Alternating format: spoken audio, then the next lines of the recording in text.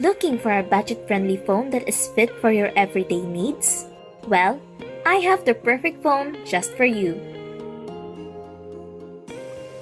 Hey guys, and welcome back to my channel.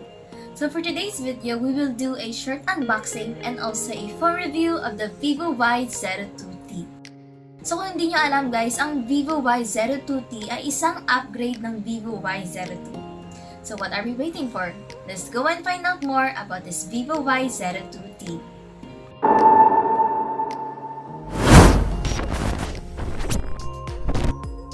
Now let's see what's inside the box of the Vivo Y02t.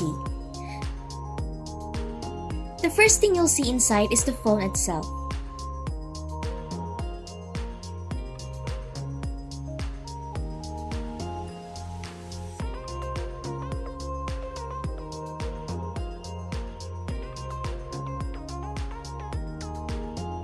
At meron din tayong makikitang manual, an adapter, and a micro USB cable, and the SIM ejector tool.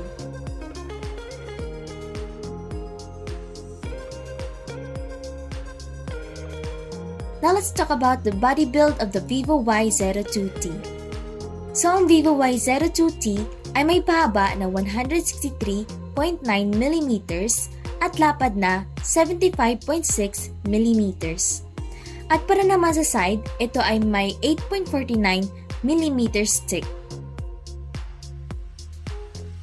It has a 2.5 slim body and it weighs about 186 grams. Ang Vivo Y02t also has a matte finish which helps make it resistant to scratches and to fingerprints. Now for the right side, we have the power button and the volume buttons. For the left, we have the micro SD and the SIM card slot. Ngayon, tignan natin kung ito ba ay dual or single SIM.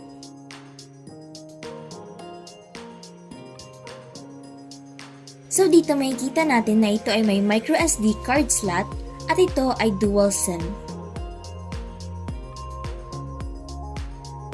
As for the top, we have here the speaker. In the bottom, we have the charging port and the audio jack. Lastly, on the back, we have here the camera and the flashlight. So now let us talk about the design of the Vivo Y02t. So sinabi ko na kanina, it has a matte finish. At kung titignan natin ang likod niya guys, meron siyang isang napakalaking camera dyan, which is yan.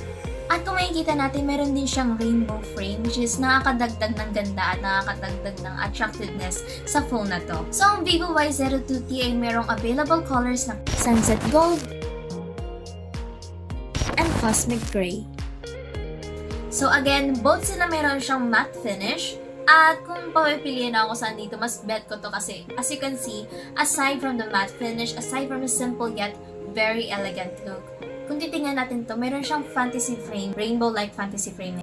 It just adds attraction, guys.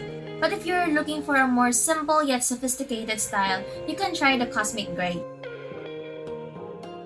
So now let us talk about the display of the Vivo Y02t.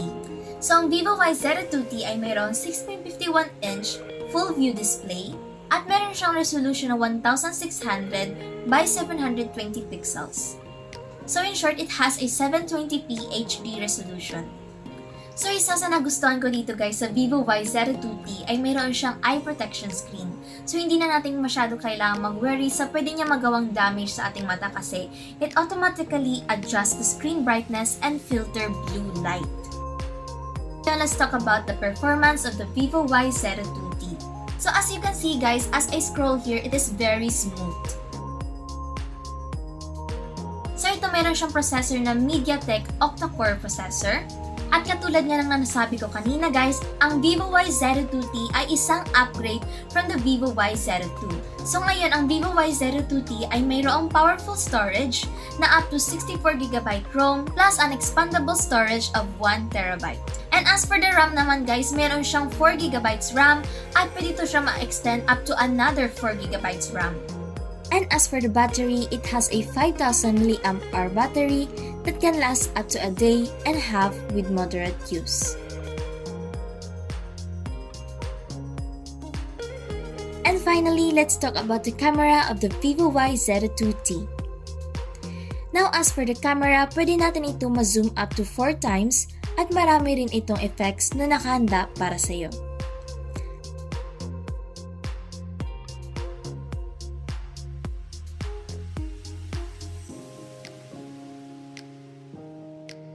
At hindi lamang yan, dahil pwede mo rin mapalitan ng picture format nito. Pwede siya in a 4x3 picture, full screen picture,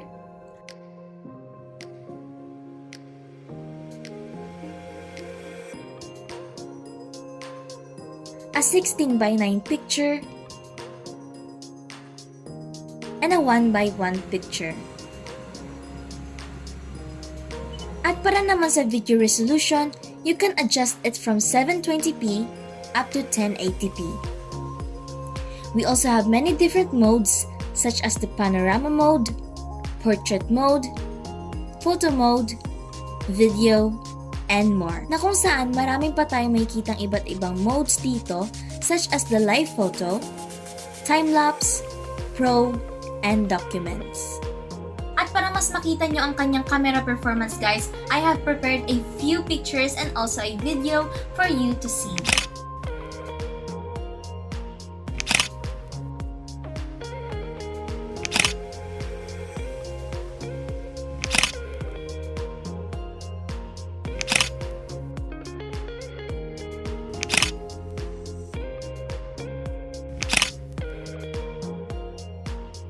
And that's all for today's video guys. Thank you very much for watching and don't forget to go buy Vivo Y02t right now.